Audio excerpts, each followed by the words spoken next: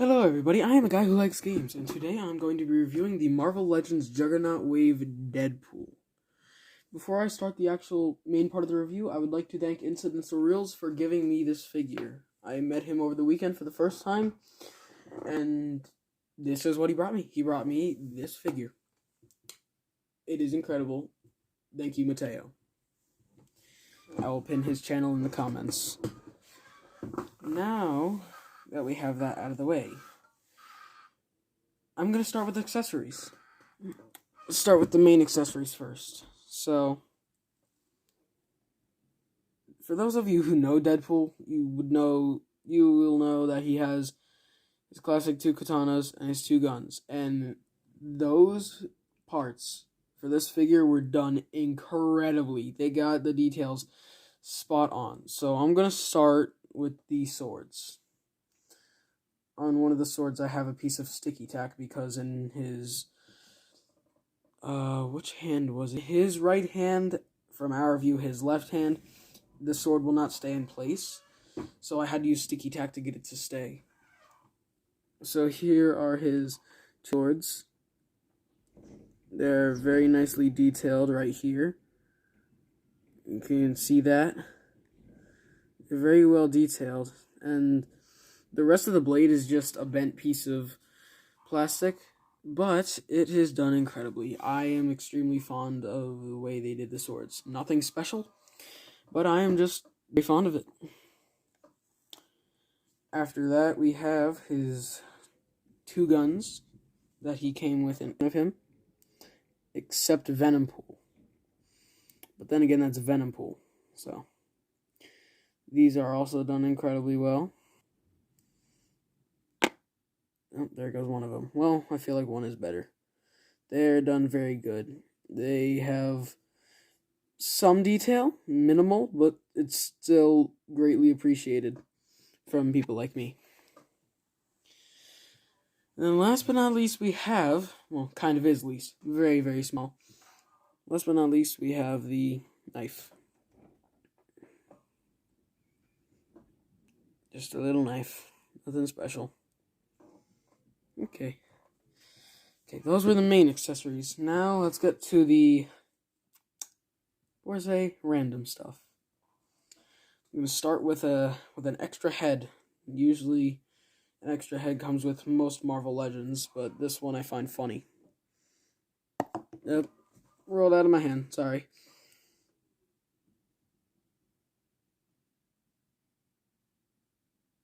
There it is, the head of Deadpool or Wade Wilson. I mean, the same character, so I don't know why I said or. It's very detailed, except you won't be able to see any shots with Deadpool with this head on, because this one is extremely tight. I don't know why, but whenever I put it on, it either does not go on, or I just am putting so much pressure on the actual figure that I just don't want to break it, and I just get scared, so I don't do it. I only ever got it on once, and I barely got it off, so I'm not going to put it back on, ever, again. Unless I manage to pick up something that'll make it work. So, next we have a giant rocket launcher with a boxing glove on the front, which can come off. It is detachable. Hold on. There we go. But, it's very detailed, especially at the handle here. There is a lot of detail in the handle. And then on the other side, there's like this big thingy. I don't know what you would call that. I've just been calling it a thingy. Thingies.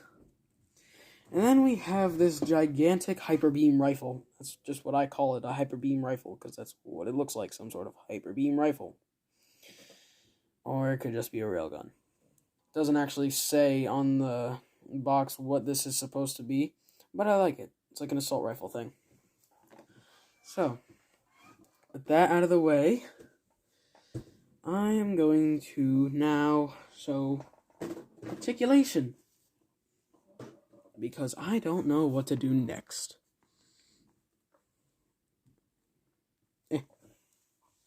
Trying to make this short and sweet. I'm kind of on borrowed time here, so. Okay, so now, the actual figure. Very nice detail. I kind of like the way they did the sheaths this time around with this Deadpool. How it's vertical instead of its usual crisscross. Because, I don't know, something new. I always like something new. He has little grenades on the side. Pockets everywhere. Holsters everywhere. This part I find very nice. Right here, they put a little sheath for the knife. It's like, it cannot come off. It's molded into the leg. That's like the only part that I don't really like, but then again, I don't see reason to take it off. It's not hindering anything. Never mind, it is hindering the ankle pivot. Ankle pivot, yup. Anyway, with the head, it can look up this much, down this much, and can do full. That is the waist swivel. And it can do full 360s, as well as come off. Since other head, other head that doesn't function. Okay, anyway. If you want a figure with good ab crunch, this is not the figure. It barely goes, it doesn't, it's kind of a sad, yeah, it's a sad ab crunch. Like, I'm not saying that I don't appreciate the fact that this figure has an ab crunch, because they could have created a figure that did not have ab crunch, and then I would just be mad overall. So I'd rather be only a little teeny bit disappointed, rather entirely mad that the figure does not have any articulation for ab crunch at all, because come on, it's Marvel Legends. They never have no ab crunch unless it's something that literally cannot have ab crunch. Then there's just something wrong with that figure, that they could not incorporate it, or it was just like a really, really big character. Anyway, I'm not going to use this arm because it is way too tight on my copy, so I'm going to use this arm. So, it can go up this much. It can go full 360. Swivel at the bicep. No forearm rotation, which I do not mind. Wrist on this one, I don't know why, but this one cannot do much. It has a little bit of bend this way, but it does not go around all the way. Elbow goes this much. And that's really it for articulation. On this arm, though, it does go all the way around. And I don't know why it doesn't on the other arm. As you saw earlier by accident, waist swivel all the way around. Legs can kick up this far. And cannot go back a lot. Only a little bit. I don't know if I already said it. Thigh swivel. Very nice.